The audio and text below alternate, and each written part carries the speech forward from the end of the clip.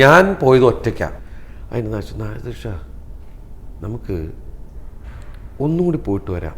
അത് നാദിർഷയ്ക്ക് ഒറ്റ വലിയൊരു അബദ്ധമായി പോയി.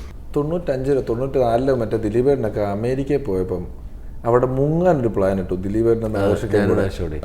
അതെന്താ പറയുക, ആ സമയത്ത് ഞാൻ സൈന്യം എന്ന് പറഞ്ഞൊരു സിനിമയിൽ അഭിനയിച്ചു, ജോഷി സാറിൻ്റെ.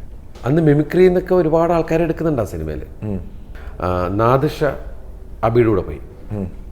അത് നാദിർഷയ്ക്ക് ഒറ്റ വലിയൊരു അബദ്ധമായി പോയി. കാരണം നാദിർഷ അബിക്ക് ഇങ്ങനെ ആയിട്ട് വ്യത്യാസമുണ്ട്. അപ്പം ഞാൻ പോയത് ഒറ്റയ്ക്കാണ്. കാരണം ഞാനാണെങ്കിൽ ഞാനും മണിയണ്ണ നിൽക്കുമ്പോൾ ഞാനൊരു പടി കയറിയിരുന്ന സാർ താഴേക്ക് നോക്കിയില്ല. മണിയണ്ണും എനിക്ക് ഒരായിട്ട് പോലെ തോന്നി. അപ്പം അതിൽ അങ്ങനെ അവിടെ ചെന്നു.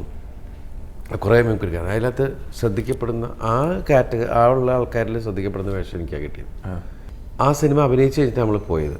അപ്പോൾ എന്താ ആവശ്യത്തോടെ നമുക്കിവിടെ മുങ്ങാന്നൊക്കെ നമ്മൾ പ്ലാൻ ചെയ്ത് അതിന് നാദിർഷ നമുക്ക് ഒന്നും കൂടി പോയിട്ട് വരാം. അത് ചേട്ടനാണ് പറഞ്ഞത്.